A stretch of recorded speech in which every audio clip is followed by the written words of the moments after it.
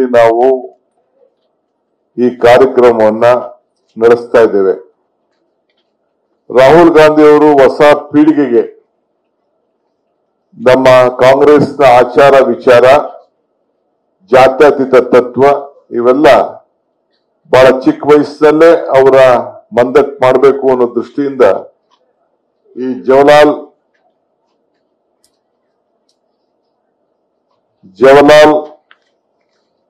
Ball Munch ಅಂತ ಹೇಳಿ ಒಂದು ಹೊಸ ಡಿಪಾರ್ಟ್ಮೆಂಟ್ ಪ್ರಾರಂಭ ಮಾಡಿದ್ದಾರೆ.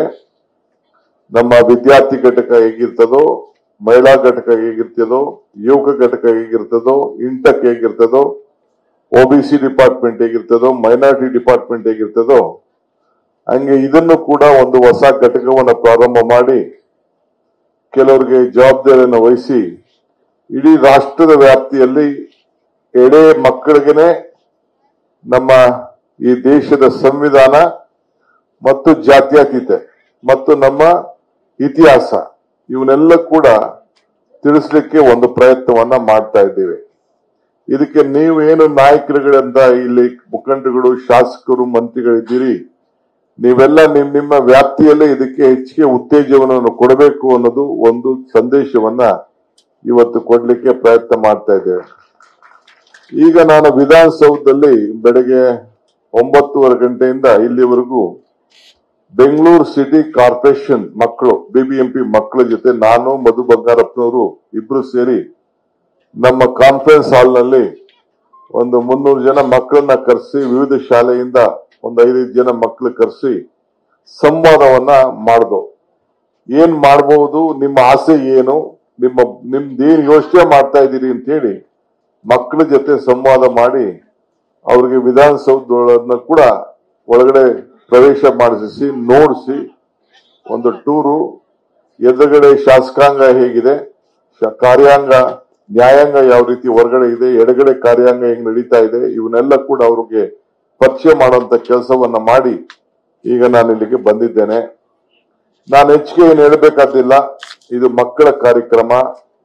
ಮಕ್ಕಳು ನಮ್ಮ ವಿಚಾರಗಳನ್ನ ಮಂದಟ್ ಮಾಡಿಕೊಂಡು ಜವಾಹರ್ಲಾಲ್ ನೆಹರು ಅವರು ಈ ದೇಶಕ್ಕೆ ಯಾವ ರೀತಿ ಅಡಿಪಾಯವನ್ನ ಹಾಕೊಟ್ರು ಅನ್ನೋದಕ್ಕೆ ಬೆಂಗಳೂರು ನಗರ ಮತ್ತು ಕರ್ನಾಟಕನೇ ಒಂದು ದೊಡ್ಡ ಸಾಕ್ಷಿ. ಇಲ್ಲಿರುವಂತ PSUಗಳು ಅಂದ್ರೆ ಪಬ್ಲಿಕ್ ಸೆಕ್ಟರ್ ಯೂನಿಯನ್ಗಳು, ಟಾಟಾ ಇನ್ಸ್ಟಿಟ್ಯೂಟ್ ಇಂದ ಹಿಡಿದು ಎಲ್ಲ ಸಂಸ್ಥೆಗಳು, HIL, ITI, BL, BML ಇವೆಲ್ಲ ಕೂಡ ಇಲ್ಲೇ ಯಾಕೆ ಪ್ರಾರಂಭ ಆಯ್ತು ಅನ್ನೋದಕ್ಕೆ ಇಷ್ಟು ಬೆಂಗಳೂರು ಬಗ್ಗೆ, ಕರ್ನಾಟಕ ರಾಜ್ಯದ ಬಗ್ಗೆ ಅವರಿಗೆ ಅಪಾರವಾದಂತಹ ನಂಬಿಕೆ ಮತ್ತು ಹ್ಯೂಮನ್ ರಿಸೋರ್ಸಸ್ ಮತ್ತು ಕ್ವಾಲಿಟಿ ಎಜುಕೇಶನ್ ಆವತ್ತಿನ ಕಾಲದಲ್ಲೂ ಕೂಡ ನಮ್ಮ ಕರ್ನಾಟಕಕ್ಕೆ ಒಂದು ವಿಶೇಷವಾದಂತ ಆದ್ಯತೆಯನ್ನೇ ಇತ್ತು. ಸೊ ಇವತ್ತು ಕೂಡ ಅವರು ಏನು ಒಂದು ಫೌಂಡೇಶನ್ ಹಾಕೊಟ್ರು, ಆ ಫೌಂಡೇಶನ್ ಅಲ್ಲಿ ನಾವು ನಡ್ಕೊಂಡು ಬರ್ತಾ ಇದ್ದೇವೆ.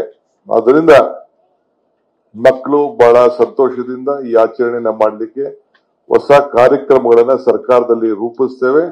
ಹಳ್ಳಿ ಮಕ್ಕಳು ಕೂಡ ನಾವು ಕಾಂಗ್ರೆಸ್ ಸರ್ಕಾರ ಇದ್ದಾಗ, SM ಕೃಷ್ಣ ಅವರು ಇದ್ದಾಗ ಶಾಲೆಯಲ್ಲಿ ಡ್ರಾಪ್ ಔಟ್ಗಳು ಆಗಬಾರ್ದು ಅನ್ನೋ ದೃಷ್ಟಿಯಿಂದನೇ ಬಿಸಿ ಊಟ ಕಾರ್ಯಕ್ರಮ ಮಾಡಿದ್ರು.